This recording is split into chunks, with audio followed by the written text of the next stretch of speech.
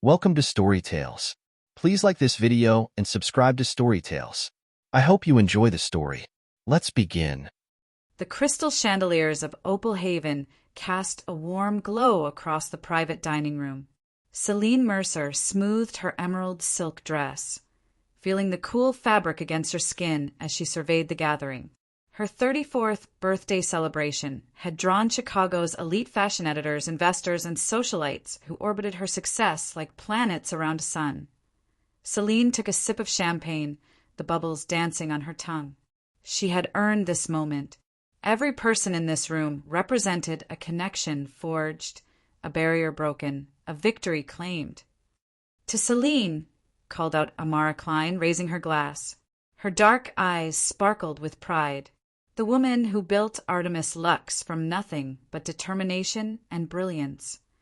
The room erupted in cheers. Glasses clinked, and Celine felt a rare moment of contentment wash over her. These were the moments that made the struggle worthwhile. Rowan Mercer, her husband of 5 years, stood beside her. 6'2", with coal-black hair and a smile that had once melted her defenses. He wore his typical armor, a tailored charcoal suit that cost more than some people's cars. His hand rested on the small of her back, the pressure familiar yet somehow hollow. "Speech," someone called from the crowd. Celine smiled and stepped forward. "Thank you all for coming. When I started Artemis Lux in a tiny apartment with a second-hand sewing machine, I never imagined standing here." She paused, letting her gaze sweep across the room. "But I've learned that success isn't about luck. It's about refusing to stay down when the world knocks you flat." Applause rippled through the room. Celine caught Rowan's mother, Lorraine, watching her with those cold blue eyes. At 62, Lorraine Mercer remained a force in Chicago society, silver-haired, elegant, and utterly ruthless beneath her polished veneer. As the crowd mingled, Celine noticed Lorraine approach Rowan. The older woman leaned close, lips nearly touching his ear. Whatever she whispered caused an immediate transformation. Rowan's face hardened, jaw clenching as if he'd bitten into something sour. His fingers curled into fists at his sides. Celine moved toward them. "Everything okay?" The next moment happened in slow motion. Rowan turned, eyes flashing with unfamiliar rage. His hand cut through the air, and the crack of palm against cheek silenced the room. The force spun Celine sideways. She stumbled, catching herself against a table as the taste of copper filled her mouth. The pain bloomed across her face, but it was nothing compared to the shock that froze her blood. Gasps and murmurs rippled through the crowd. Someone dropped a glass. In the corner of her vision, Celine saw Amara pushing toward her. Face twisted with concern and anger, Rowan stood motionless, his breathing heavy, eyes vacant, as if even he couldn't believe what he'd done. After 5 years of marriage, this man she thought she knew had just shattered every pretense in public. He turned away, his shoulders rigid beneath his expensive suit. That's when something broke loose inside Celine, not tears, not terror, but a cold, hard amusement that bubbled up from some deep well of survivalism. A chuckle escaped her bloodied lips. The sound made Rowan pause. He turned slowly, eyes widening as he took in the sight of her straightening up, one hand delicately dabbing at the corner of her mouth. There was no fear in her eyes, only something that made him take an involuntary step back. "Oh, Rowan," she said, her voice carrying in the stunned silence. "You really shouldn't have done that." She saw the flicker of uncertainty in his eyes. Good. He should be afraid, because in that single moment of violence he'd awakened something she'd kept carefully contained throughout their marriage. The ruthless survivor who'd clawed her way out of poverty and abandonment. "Get out," she said, voice steady. "Celine, Now." Lorraine stepped forward, her perfectly lined lips pursed in feigned concern. "Darling, perhaps we should all calm down. Family disputes can be so." "You're not my family," Celine cut in, gaze never leaving Rowan. "Neither of you ever were." The restaurant emptied quickly after that.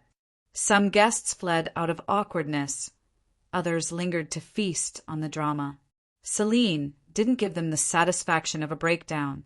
Instead, she returned to her seat, poured another glass of champagne, and sipped it with calculated serenity.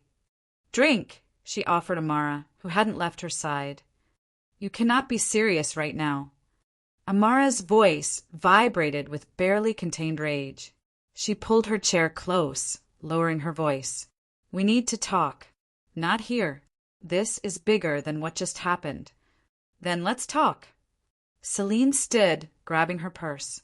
She walked out with her head high, feeling the stares but refusing to acknowledge them. The ride to her penthouse passed in tense silence.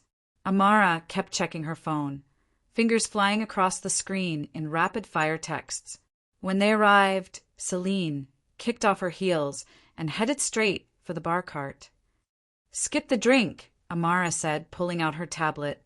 "You need to see this with a clear head." "My head is always clear," Celine replied, but she moved away from the bar and sat on the white leather sofa. "So, what couldn't you tell me at the restaurant?" Amara placed her tablet on the coffee table and pulled up a folder of images. "I've suspected something for months. As your attorney and your friend, I couldn't bring this to you without proof." She tapped the screen. "Now I have it."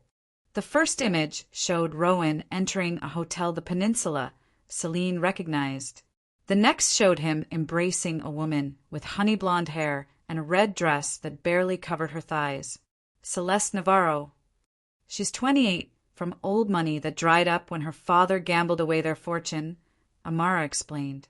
"She's been seen with Rowan at least twice a week for the past 4 months." Celine felt something cold and hard settle in her stomach. "Continue." "It gets worse. This wasn't just Rowan being unfaithful. This was orchestrated." Amara swiped to a new set of images: Lorraine and Celeste having lunch, heads bent together in intimate conversation. "Your mother-in-law arranged it all. She introduced them, encouraged the affair." "Why?" "This." Amara pulled up financial records. 3 days ago, Rowan filed paperwork to transfer his voting shares of Artemis Lux to a shell company owned by Lorraine. He's been embezzling from your company for months to fund private accounts in the Cayman Islands. Celine absorbed this with eerie calm. "And what was tonight about?" "They needed you to react publicly and badly. They wanted a scene where you'd come off as unstable, potentially violent. Grounds for Rowan to take emergency control of the company while you were dealing with other issues they'd manufactured. But he's the one who hit me." "Which wasn't the plan. Lorraine told him you'd been unfaithful with his best friend. She showed him fake evidence right there at the party. They expected you to scream, throw things, create a public spectacle. They didn't expect him to lose control or for you to remain so composed."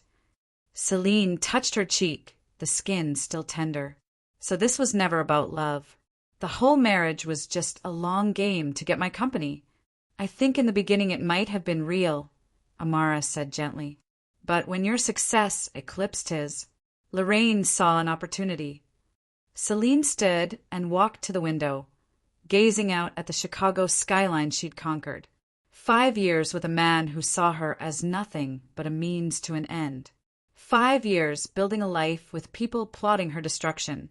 She turned back to Amara, a cold smile playing on her lips. "They want a war? Let's give them one." Amara studied her friend's face. "What are you thinking?" "I'm thinking that my dear husband and his mother have no idea who they're dealing with." Celine's voice was soft but razor-edged. "They see the woman I became, but they forgot to ask how I got here." Celine didn't sleep that night. Instead, she sat at her desk, surrounded by documents Amara had compiled.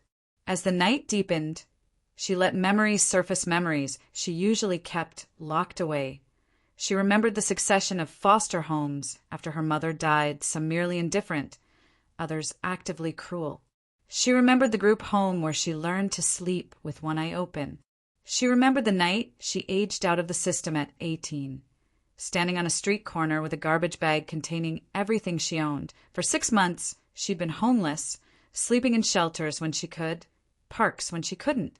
She'd worked 3 minimum-wage jobs, saving every penny, focused on survival with the single-minded determination of someone who had nothing to lose. Her break came when she convinced a boutique owner to let her alter damaged inventory skills, learned from mending her own threadbare clothes throughout childhood. Those alterations sold better than the original designs, and soon she was designing original pieces from fabrics others discarded. BY19. She'd scraped together enough for community college fashion classes. By 21, she had a small but growing client list. By 23, she had her first tiny studio space. Artemis Lux was born on her 25th birthday, named for the goddess of the hunt, because Celine had hunted her success with relentless precision. Now, 9 years later, the brand was valued at millions, with flagship stores in Chicago, New York, and Los Angeles. She had built everything from nothing. And then Rowan had entered her life. He'd seemed different from the men who usually circled her success, like vultures.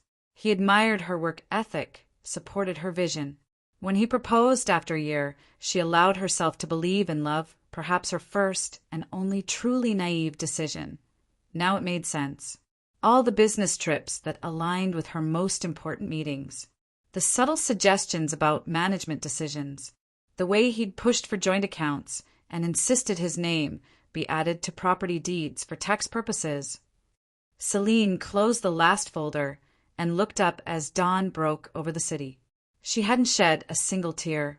There would be no crying, no breakdowns. She had survived far worse than Rowan Mercer. Her phone chimed with a text from Amara. "Ready when you are." Celine texted back. "Plan A. Start now. IT was time to hunt again to BY 9 a.m. Celine sat in her attorney's downtown office. Jonathan Pierce had represented her since Artemis Lux's inception, a shrewd 60-year-old with silver temples and a reputation for legal precision. "I want everything locked down by end of day," Celine said, signing the paperwork he'd prepared.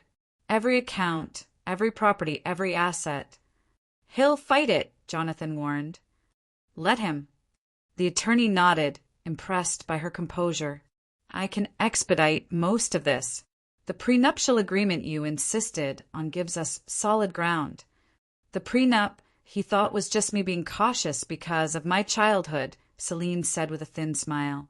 "He never read the finer points about infidelity and financial misconduct. Those clauses are airtight. If he challenges them, we have enough evidence to counter." Jonathan gathered the signed documents. "What about the penthouse?" "Change the security codes, replace the locks. He'll find his personal items in storage." She stood, smoothing her charcoal pencil skirt. "I have another meeting. Call when it's done." Across town, Amara was executing the second phase of their plan at the Artemis Lux headquarters. As the company's chief legal counsel, she had the authority to temporarily freeze certain operations, specifically the ones Rowan had been manipulating. Celine arrived just as the board meeting was concluding. Faces turned toward her, expressions ranging from concern to curiosity. The bruise on her cheek was partially concealed beneath makeup, but still visible. "Ms. Mercer," Gregory Walsh, the CFO, approached her first. "We were just discussing the situation. Then you know we've uncovered significant financial irregularities involving my husband," Celine said, addressing the entire room. "As of this morning, Rowan Mercer has been removed from all company accounts and operations pending a full investigation." One of the board members, a friend of Lorraine's, stood up. "This seems hasty. Family disputes shouldn't affect the company." "This isn't a family dispute, Mr. Ellison," Celine cut in. "This is embezzlement and corporate espionage. Either stand with this company or clear out your office." The man sat down, chastened.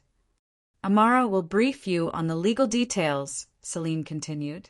"I expect full cooperation with the audit team arriving this afternoon." As the meeting dispersed, Celine's assistant rushed in.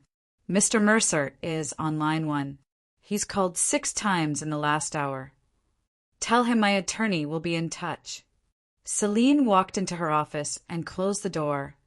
Her phone buzzed incessantly throughout the day. Rowan, then Lorraine, then numbers she didn't recognize. She ignored them all, focusing instead on reviewing the documents Amara's investigation had uncovered. By 5 p.m., Jonathan called to confirm. All joint accounts frozen, property secured in her name, credit cards canceled, penthouse locks changed. Rowan Mercer, who had awakened as a man of wealth and privilege, would end the day with nothing but the clothes on his back and whatever cash was in his wallet at 7 p.m. She got the text she'd been waiting for from her head of security. Subject arrived at penthouse. Denied access. Left after verbal altercation with building security. Heading east on Michigan Avenue, Celine allowed herself a small smile. Phase 1 complete. Are you sure about this? Amara asked 3 days later, looking up from her laptop. They sat in Celine's office after hours, reviewing the information their private investigator had compiled. Absolutely, Celine replied, studying the photographs spread across her desk. What did the financial traces show? Celeste Navarro is drowning in debt. Designer clothes, exotic trips, that apartment in Gold Coast, all financed by a rotating cast of wealthy men. Rowan is just the latest. Amara indicated a series of bank transfers. He's been funneling company money to her for months. And the others? At least 3 other men, currently, including... Amara slid over another photo, Anthony Reynolds. Celine raised an eyebrow. Rowan's business partner. The very same, and based on these hotel records, their arrangement predates her relationship with Rowan. Celine leaned back, a cold satisfaction settling in her chest. She's playing them both. Does Rowan know? Not yet, Amara said with a small smile. But he will. They turned to the folder labeled Lorraine Mercer. This was harder to uncover, Amara admitted. The woman is careful. But not careful enough, Celine said, examining the documents. 3 previous lawsuits settled out of court, all involving former business partners who accused her of fraud. And this, Amara pulled up an old news article from 20 years ago. Her first husband's company mysteriously folded after he transferred majority ownership to her, then died in a boating accident 3 months later. Ruled accidental. Yes, but the insurance investigator had questions that were never fully resolved. Celine nodded slowly. And Rowan's father, second husband, died of a heart attack 10 years ago after signing over their family estate to her. A pattern, Celine murmured. She finds men with assets, manipulates them into legal vulnerability, then walks away with everything. Like mother, like son, Amara said grimly. Celine gathered the documents into a neat pile. Now we know what we're dealing with. Time for phase 2. The next morning, Celine called her PR director, Elena Vasquez, into her office. I need you to organize a gala, she explained. 1 week from today. The official reason is to announce Artemis Lux's new sustainable fashion initiative. The real reason... She slid a folder across the desk. This stays between us. Elena's eyes widened as she scanned the contents. This is explosive, which is why the timing has to be perfect. Can you handle it? Absolutely. Elena closed the folder. Who's on the guest list? Everyone, Celine said with a smile that didn't reach her eyes. Especially Rowan, Celeste, and Lorraine. They won't come if they know you're hosting. They will if they think it's their opportunity to damage control. Send the invitations from the Artemis Lux Foundation Board, not for me personally. Make it clear that major industry players and press will be there. Elena nodded, understanding dawning. They can't afford to appear absent from such a high-profile event. It would confirm the rumors already circulating. Exactly. Their pride will bring them right where I want them. The grand ballroom of the Four Seasons glittered with Chicago's elite. Champagne flowed as waiters circulated with trays of hors d'oeuvres. A string quartet played softly in the corner. At the entrance, photographers captured arrivals for society pages and social media. Celine arrived fashionably late, wearing a black gown with a high slit and a neckline that showcased a diamond necklace, her first major purchase, when Artemis Lux turned profitable. Her bruise had faded, concealed further by expert makeup. She entered alone, pausing to allow the photographers their shots. From across the room, she spotted Rowan. He stood with a group of investors, gesturing animatedly, still playing the role of successful businessman despite being locked out of his accounts. His expression faltered when he saw her, hand freezing mid-gesture. Celine gave him a cool smile and moved on. Next, she located Celeste Navarro near the bar. Draped in a revealing red gown purchased, Celine knew, with Rowan's stolen funds. The young woman's eyes darted nervously around the room, landing periodically on both Rowan and Anthony Reynolds, who stood with a different group entirely. Lorraine Mercer had positioned herself among a clutch of society matrons. She wore navy blue lace and a rigid smile that didn't falter when she noticed Celine watching her. Everything was in place. Elena approached, tablet in hand. "We're ready whenever you are." Celine checked her watch. "Start in 5 minutes. I want the room full and the alcohol flowing." At precisely 9 p.m., Celine took to the stage, tapping a spoon against her champagne glass for attention. The room quieted as all eyes turned toward her. "Thank you all for coming tonight," she began, her voice warm and confident. "Artemis Lux has always believed in transparency and integrity in fashion and in business." She let her gaze find Rowan in the crowd. He shifted uncomfortably. "Recently, our company uncovered some unfortunate examples of those who don't share those values." She nodded to Elena, who triggered the ballroom's multimedia system. The large screens around the room illuminated with images first, financial records showing Rowan's embezzlement, highlighted and annotated for clarity. A murmur rippled through the crowd. Rowan's face drained of color. "We've also discovered some interesting personal entanglements," Celine continued as the screens changed to show photos of Rowan and Celeste entering various hotels, time-stamped over the past months. Gasps echoed through the ballroom. Celeste froze, champagne glass halfway to her lips. Of course, loyalty seems to be a challenge for some. The screens shifted again, now showing Celeste with Anthony Reynolds in similar compromising scenarios, followed by 2 other men, all dated during her relationship with Rowan. Rowan's head snapped toward Celeste, his expression thunderous. Anthony Reynolds backed away from his group, heading for the exit. "And finally," Celine said, her voice dropping to a dramatic near whisper that forced the room to lean in, "we've uncovered some historical patterns that suggest tonight's revelations are part of a longer, darker history." The screens displayed newspaper clippings about Lorraine's previous husbands, lawsuits, and financial schemes, alongside evidence of her orchestrating Rowan and Celeste's affair. Lorraine's carefully composed facade cracked. She reached for a nearby chair to steady herself. "I believe in consequences," Celine concluded, her voice ringing through the stunned silence. "And I believe the truth always finds its way to the surface. Enjoy the rest of your evening." She stepped down from the stage as chaos erupted. Journalists present at the event were already typing frantically on their phones. Guests huddled in shocked discussion.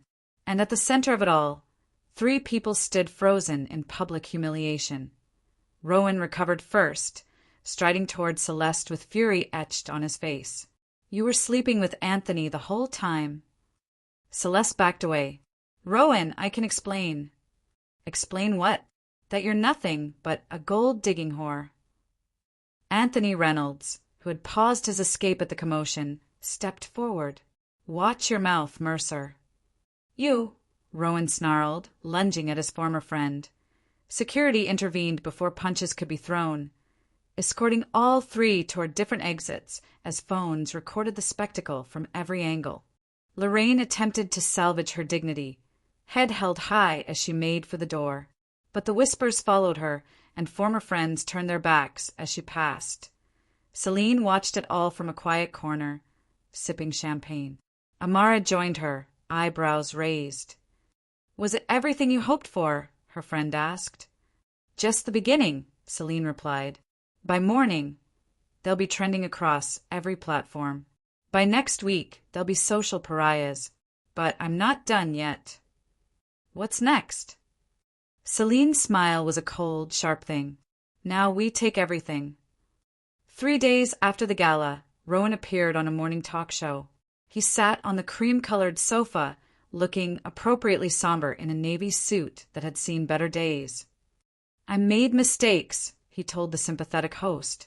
"But what my wife did publicly humiliating me, cutting me off completely, it's vindictive and disproportionate." Celine watched the interview from her office, expression neutral as Rowan painted himself as a flawed man who deserved a second chance. "He's good," Elena remarked, standing beside her. "He's desperate," Celine corrected, "and transparent." On screen, Rowan leaned forward earnestly. "I built parts of Artemis Lux alongside Celine. My contributions to the company." Celine switched off the TV, released the second wave. Elena nodded and left. Within an hour, business journals and fashion blogs published a detailed account of Rowan's actual contributions to Artemis Lux, complete with testimony from designers and executives confirming he had held no creative role and had sabotaged several key initiatives.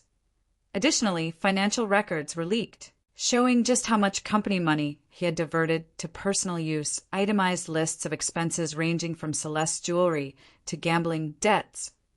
BY afternoon. The narrative had shifted. Again, Rowan's interview was being ridiculed across social media as new hashtags trended. Hashtag Rowan the Robber and hashtag Mercer Meltdown. But Celine wasn't watching the public reaction.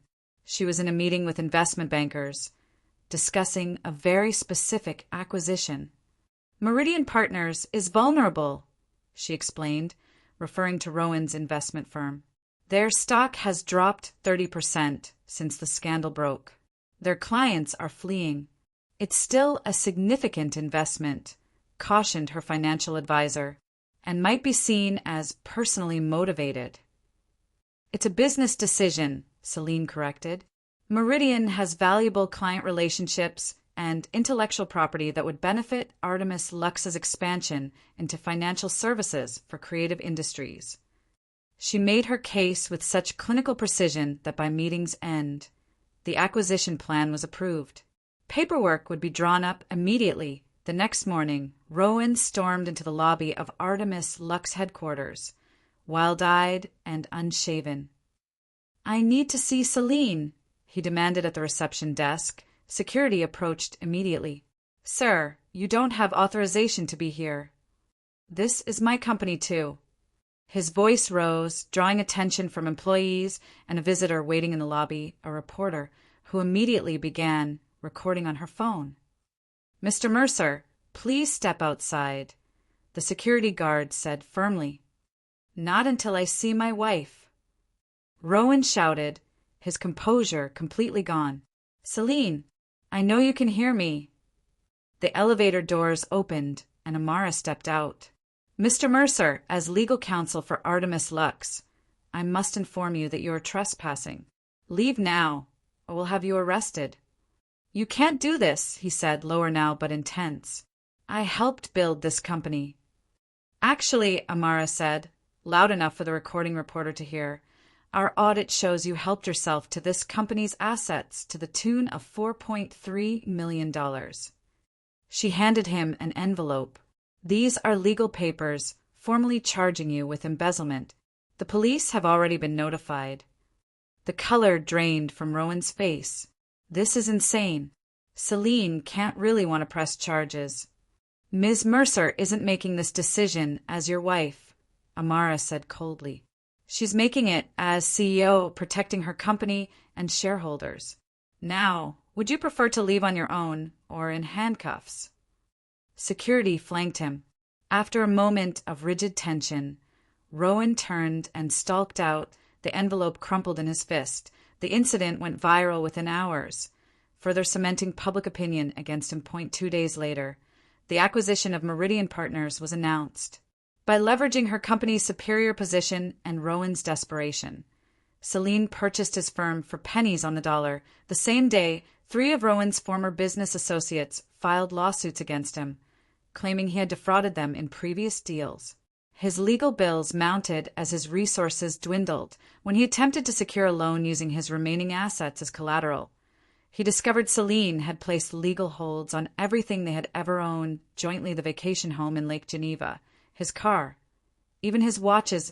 As a final blow, she anonymously funded a forensic accounting investigation into his business practices stretching back 10 years. Resulting in an IRS audit and tax fraud investigation within 3 weeks of the gala. Rowan Mercer, once considered a rising star in Chicago finance, was unemployable, drowning in legal problems and facing potential criminal charges.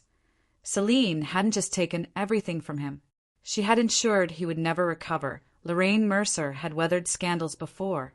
After the initial shock of the gala revelations, she retreated to her Lake Shore Drive mansion and began making calls to her extensive network of society connections.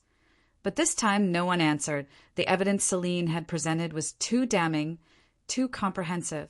Decades of manipulations and schemes laid bare for all to see. Former friends suddenly remembered other incidents, other whispers they had dismissed. The dam broke, and years of suppressed stories about Lorraine's ruthlessness flooded Chicago's elite circles. She tried hosting a charity luncheon, typically a reliable way to rehabilitate one's image. Only 3 people showed up, all from organizations desperate enough for donations to risk the association. Next, she attempted to leverage old business connections. But those doors closed too, as no one wanted their companies linked to her growing toxic reputation. In desperation, she called in a favor from the editor of Chicago Style magazine, angling for a sympathetic profile to tell her side of the story. The resulting article was a masterpiece of subtle condemnation, painting her as a relic of an era when women had to scheme and manipulate to gain power. What Lorraine didn't know was that Celine had acquired a significant stake in the magazine's parent company 2 years earlier, a strategic investment that now paid unexpected dividends. The final humiliation came when the Lincoln Park Women's Association voted unanimously to revoke her membership, a position she had held for 30 years, including 2 terms as president. Celine watched Lorraine's social destruction from afar, neither participating directly nor intervening, as the woman who had orchestrated her humiliation faced her own. "Aren't you worried she'll retaliate?" Amara asked over lunch at Celine's favorite bistro. "With what resources?" Celine asked calmly. "Her social capital is gone. Her son is disgraced. And the offshore accounts where she hid her money? Frozen, thanks to that anonymous tip to the Financial Crimes Unit." "Ruthless," Amara said, but with admiration. "I learned from the best," Celine replied, cutting into her steak. "She taught me exactly what happens when you underestimate your enemy." That evening, Celine received a handwritten note delivered to her office. "We should talk. This has gone far enough." Lorraine Celine burned the note without replying. There was nothing to discuss. Lorraine Mercer, once the queen of Chicago society, was now just another cautionary tale. 3 months after the birthday slap that had set everything in motion, Celine's penthouse intercom buzzed at 11 p.m. "Ms. Mercer, there's a Rowan Mercer insisting on seeing you," the night security guard said, disapproval evident in his tone. "He appears intoxicated." Celine considered for a moment. "Send him up." "Are you sure? I can have him removed." "I'm sure, but stay on standby." She poured herself a glass of red wine and waited. Standing by the window that overlooked the city she had conquered twice, once through building, once through destroying, the elevator opened directly into her foyer. Rowan stumbled out, a shadow of the polished man he'd once been. His expensive suit hung loose on his frame, his once meticulous hair too long and unkempt. 3 months of public disgrace, legal battles, and financial ruin had etched deep lines around his eyes. "Nice of you to call first," Celine said, not moving from her position by the window. De Rohan's eyes darted around the penthouse they had once shared. "You changed everything." "I removed what didn't belong." He stepped further into the room, unsteady. "You destroyed me." The accusation hung in the air between them. Celine took a deliberate sip of wine before responding. "No, Rohan, you destroyed yourself. I just let everyone see it." "This was about more than the affair," he said, moving closer. "You could have divorced me, taken half, but you took everything." "Half?" Celine laughed, the sound sharp and without humor. "You never built anything to claim half of. You latched onto what I created and plotted to steal it." "That's not true. I loved you." "No, you loved what I represented: success, status, money, things you couldn't achieve on your own." His expression darkened. "You think you're so much better than everyone, the self-made woman who overcame such adversity." His voice dripped with mockery. "But look at what you've become. Cold, vindictive, alone." "I've always been alone, Rohan. The difference is now I don't pretend otherwise." She set her glass down on a side table. "Why are you here? To appeal to my non-existent mercy? To threaten me? Either way, you're wasting your time." He swayed slightly, eyes unfocused. "I just wanted to see if there was anything human left in you. Humanity is overrated. I prefer effectiveness." She moved toward the door, indicating the conversation was over. "Security will see you out." Rohan didn't move. "She's dying, you know." Celine paused. "Who?" "My mother. Cancer. Stage 4. Doctors give her weeks." He laughed bitterly. "Perfect timing, right? No money for proper treatment. No friends to help. Just another victory for you." For a moment, brief, but real, Celine felt something flicker within her. Not guilt, not exactly, but perhaps recognition of how completely she had won. The moment passed. "I didn't give her cancer, Rohan, but I won't pretend to mourn when she's gone." His face contorted, and for a second she thought he might lunge at her. Instead, his shoulders slumped in defeat. "You know what's funny?" he said, moving toward the elevator.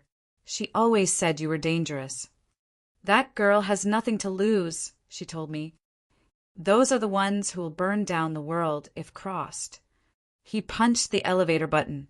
I should have listened. The doors opened, and he stepped inside, turning to face her one last time.